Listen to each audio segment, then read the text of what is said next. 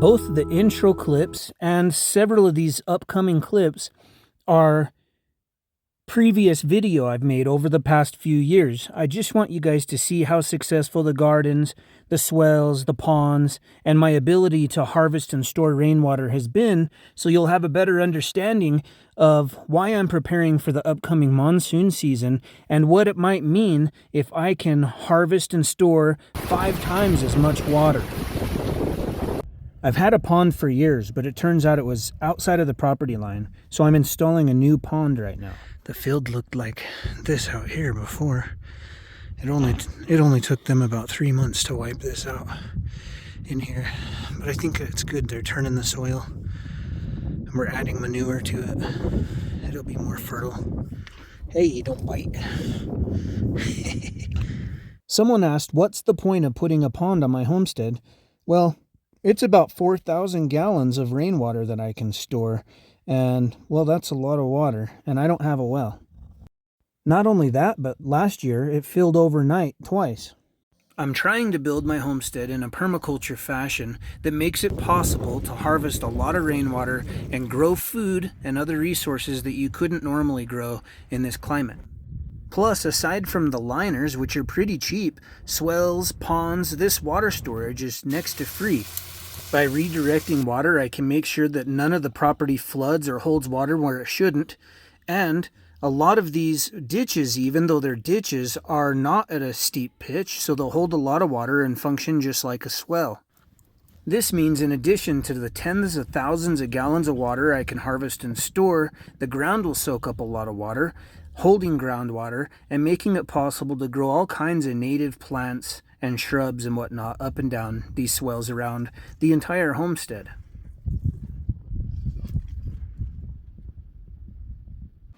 Might not have told you this, but I never buy birdseed. I buy chicken scratch, and I fill these tall, slender bird feeders, and I keep all kinds of wild birds on my property all the time. But growing native flowers and plants and other foliage is another great way to increase the wildlife and other birds and whatnot that stay around the homestead. In fact, I was pretty blown away the first time I had a blue heron visit, and I believe it was eating frogs out of the pond. I don't think most people would realize how huge this runoff from the driveway is going to affect my ability to harvest and store water. So I figured I'd show you real quick. It starts out at the front gate there, and we're already halfway up the drive, just to save some time. But here's the second gate.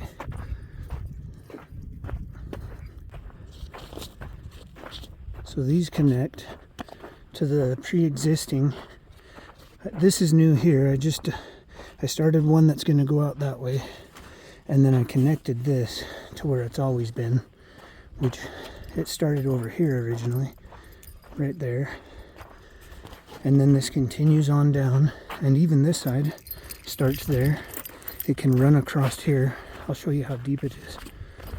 So all that water can run across, and then I need to dig this part out again. And you see the swales, there's one back there too. They used to run around to the big pond I had, but I changed it. So that'll just be a swale that sits, and then it connects, and this runs all the way around. I've been starting to grade the drive here again to make it drain perfectly into the swale. And everything from up there runs clear down here as well. And that'll all dump into the pond. And then any overflow can flow over the edge into the natural pond for wildlife out there. What's wild is I've been able to capture an absolutely enormous amount of water, really, with the system I have.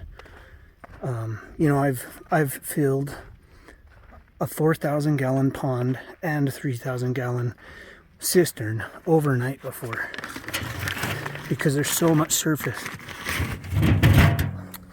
What I'm doing different that I haven't shown you yet is, so that entire back fence right here, I mean there's another fence for the perimeter, but for the homestead, there will be a swale that runs all the way down that. And then I'm going to carve out half moon gardens. And so there will probably be 2 here, 1 on the other side of the solar system.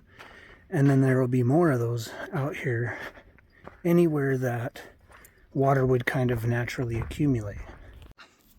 So starting out at the gate, there's an area up there that'll hold water. So I'll probably have a half moon on both sides.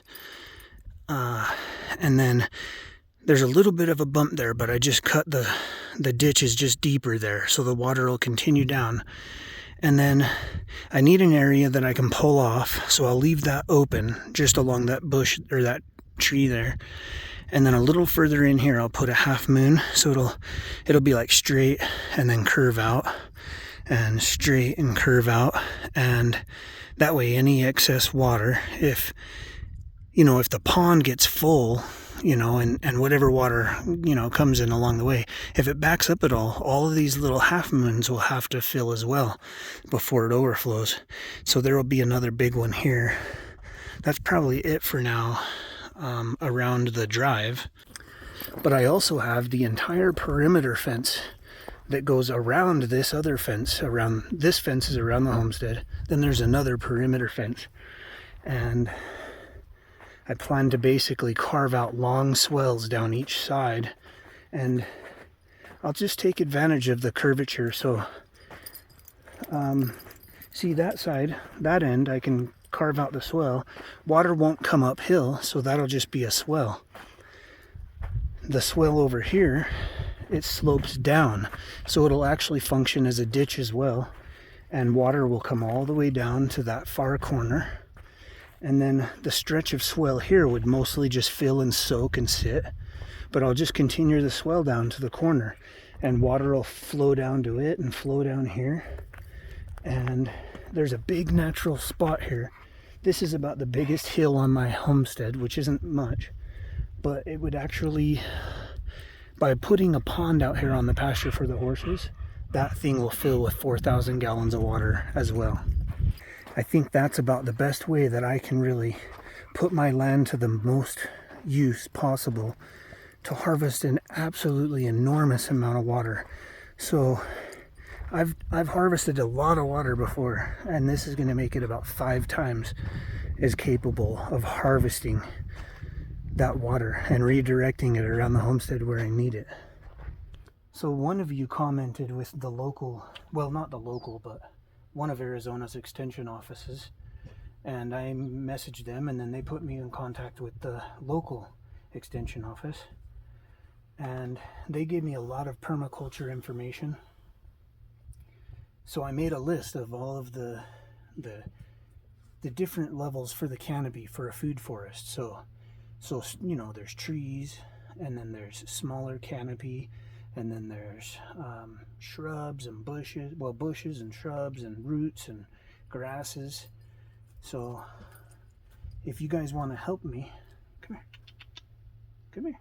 If you guys want to help me put together that list of different flowers and whatnot to make the food forest more possible here, I have a list. There's a link below, and I've added a lot of those plants and seeds, the cheaper versions, to the list. Good girl. Good girl. Come here. Good girl.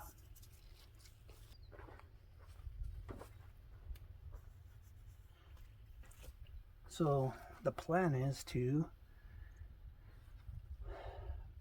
build a food forest. So we want to have all the right types of plants around the pond to start to green the area up.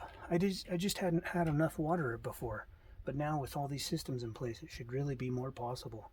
And even the furthest stretches, like how do you get plants to grow around the perimeter of your homestead? And I think having these large swells that'll fill and hold water for hopefully 5-6 months at a time, that might be the answer to be able to plant maybe some more native foliage out there. She's a good girl. Come here, come say hi. Come here. This is Ginger. Wait, come here. Good girl. Come here. Good girl. This is Ginger. She's almost 10 months old. She's a sweetheart.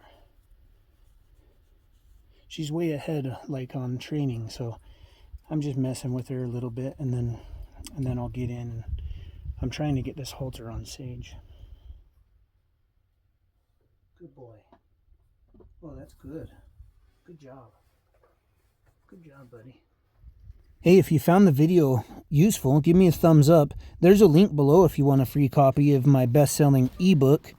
And hey, look, I got a little rainwater already in the pond. Subscribe, guys, and I'll catch you on the next video.